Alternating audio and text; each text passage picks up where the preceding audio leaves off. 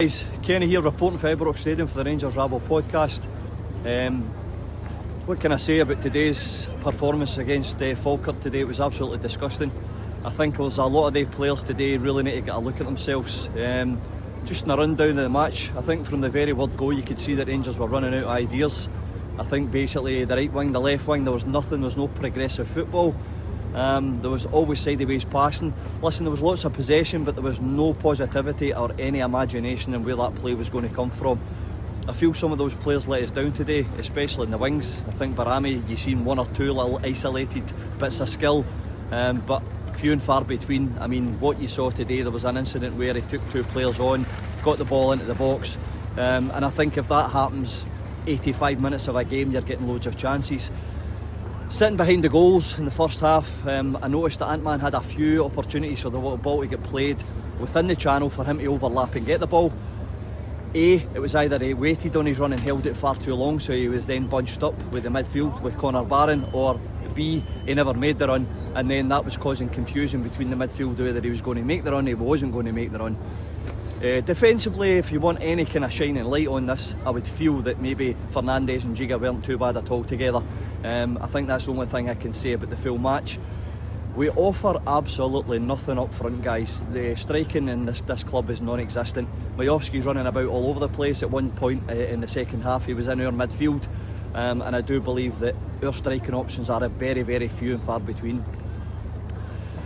Disappointing me is we not only got outplayed today, but we got outsang. There was no gusto, there was no running, there was no 50-50 running. I mean, I think Arfield caused more damage in the last 10 minutes he came on than we did the full game. For back to front, we're poor. I think Jack Butland was getting isolated again sometimes, and you're very, very lucky that Falkirk didn't nick it at the end of the game as well. I was far more disappointed in no effort, no determination, looking at each man and maybe trying to fight with each other. Raskin was running about trying to pull strings, and there's no point when you've got a full team of players not doing anything like that either.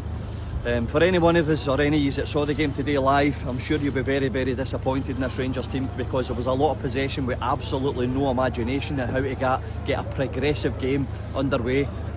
From the word go you could feel it was flat, from the word go you could feel the tension, and we didn't look like a team that could break Falkirk down in any way. Testament to some of the Falkirk players. I think Tate was pretty good today on their right side. I don't know if I pronounced number 11 in any way correctly, which was Agamyang, I think his name was. He was causing us major problems, and so was Wilson. And again, we're lucky we didn't lose the game today, because I felt we were very flat. Across the back line, the right and left wing is clearly a problem. I think potentially when we're playing Aaron's out of position in that wing, and then having to bring on Magoma for him is a stupid thing to do when you could have played Magoma for the beginning. I felt a little bit of shining light with Curtis. I think Curtis should have been on a lot quicker than that. I think he was not too bad at all. He didn't get a lot of minutes, but at least he was trying his heart out, and I watched him trying to run for 50-50s more than most. All in all, I'm really, really disappointed today about what I saw. The attitude of the players, some of them maybe not running back to balls that they lost in the middle of the park, especially with Asgard. I think Asgard does a lot of step-overs inside the way football, but nothing really that's going to cause any alarm or pressure towards an opposition player or any backline. So I'm not really sure what we do or where we go from here.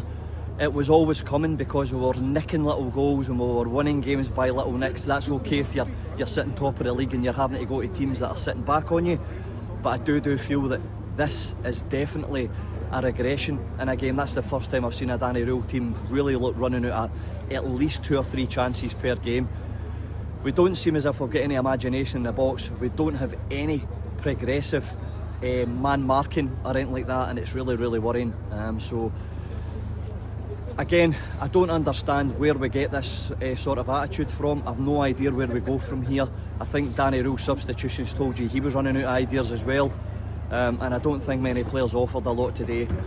Diamandi comes on and nearly gives away a penalty straight away, and from where I was sitting right behind the goal, I could see that was pretty much Diamandi had his feet on him. He had his football boot right down his ankle. So 0-0 here at Ibrox, guys, and I'm sorry I had to report this the way I did, but I hope that the rest of your weekend it doesn't spoil it, but for me it really did.